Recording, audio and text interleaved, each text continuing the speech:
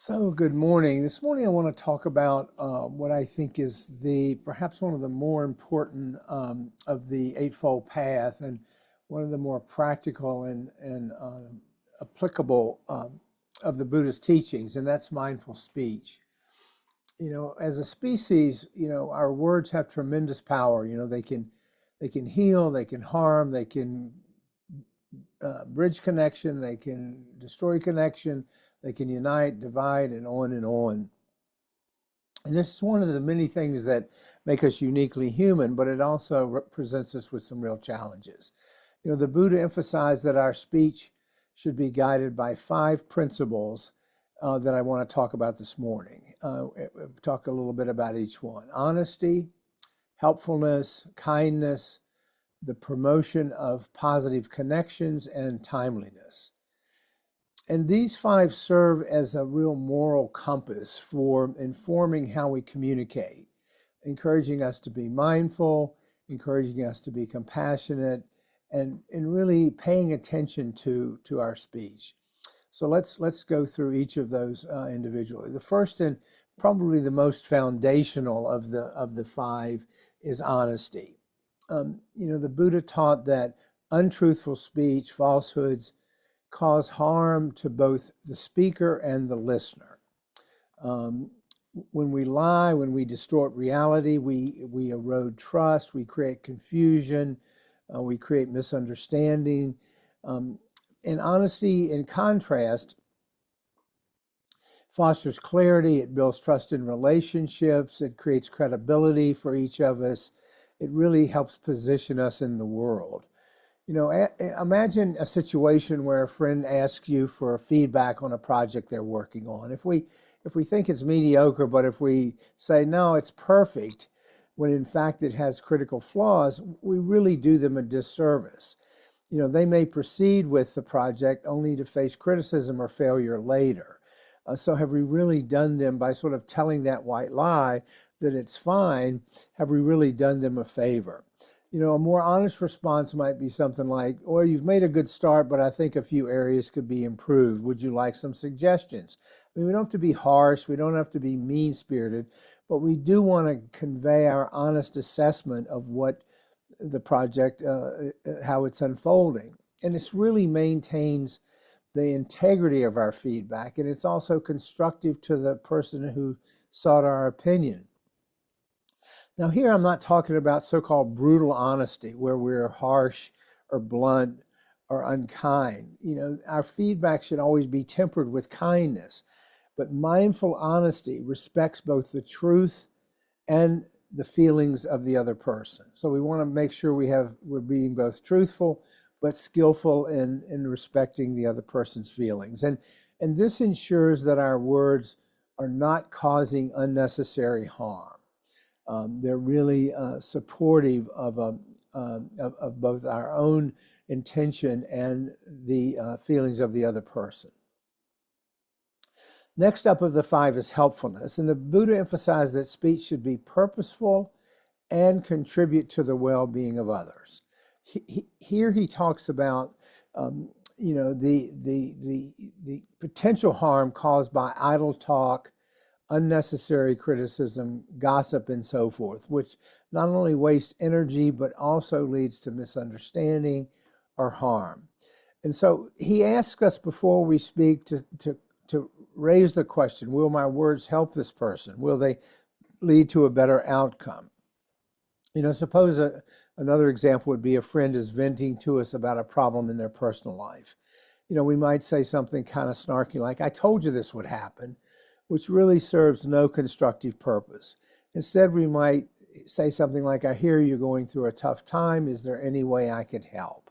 We offer our help, but we acknowledge that they're suffering.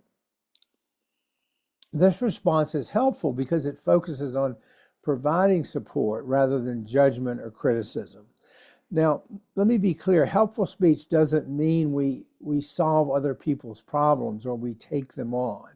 That's not what I'm talking about here. It means sometimes just simply listening, supportively offering encouragement, and offering whether or not, any suggestions on our part would be welcomed or not. but it's not to take it on. The key is to ensure our words have value and contribute positively to the situation.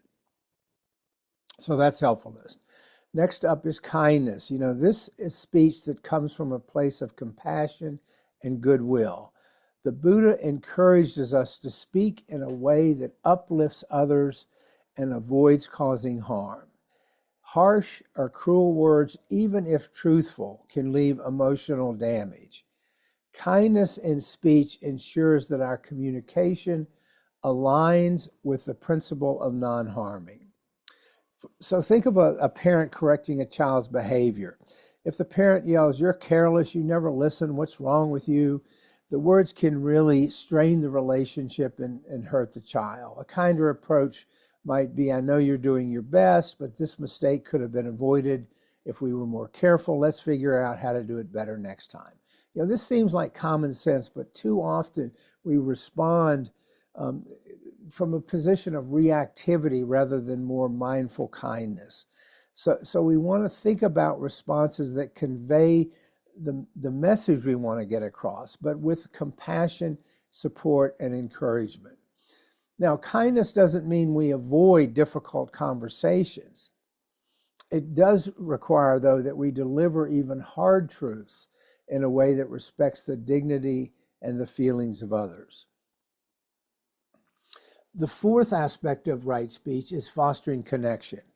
And the Buddha taught that our speech should bring people together rather than drive them apart. And boy, in this modern world, in this political environment, this one is really important.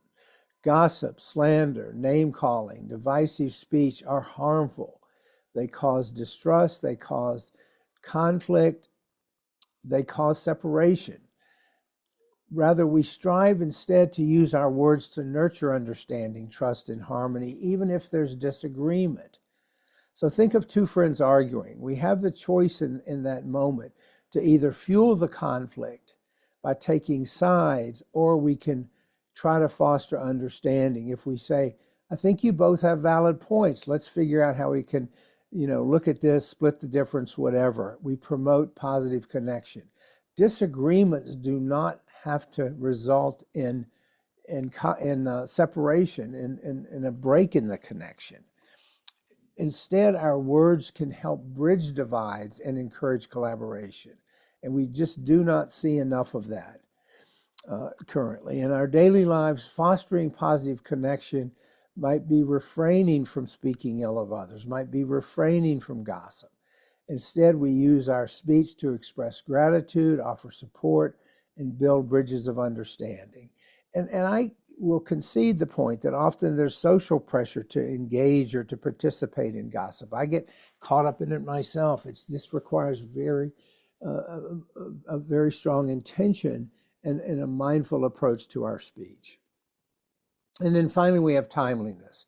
Here, the Buddha emphasized the importance of timeliness in speech.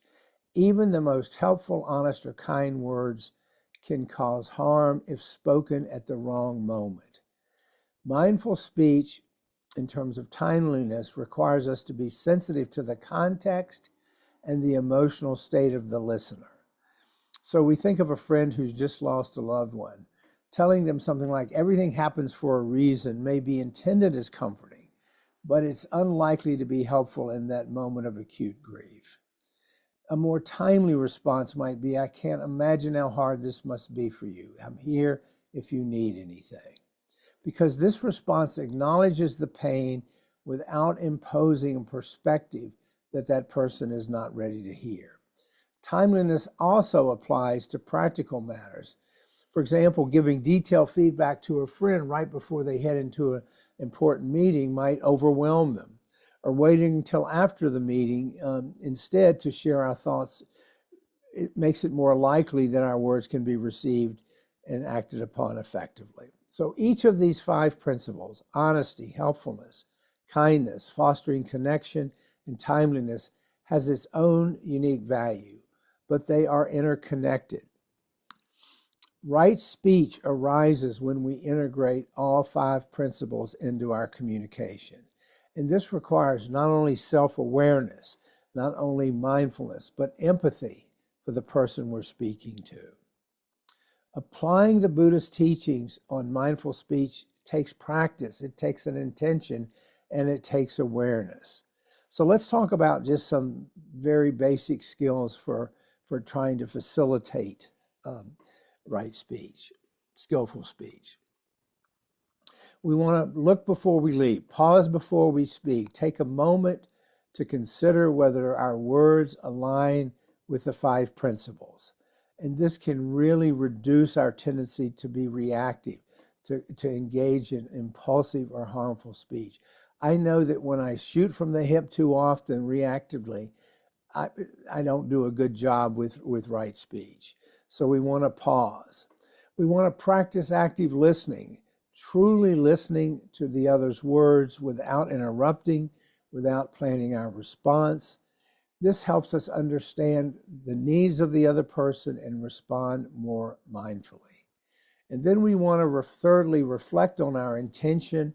Ask ourselves, why are we saying something? Is it to help? Is it to prevail? Is it to vent frustration? Is it to assert control? We need to look into our own hearts in terms of what is our intention.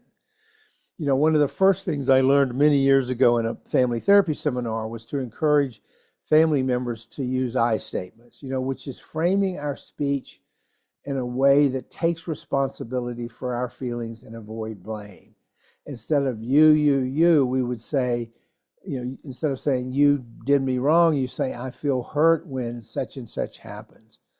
We set an intention to practice loving kindness, to develop compassion, which naturally helps us with this intention, to see what our motive is. It helps soften our approach to right speech.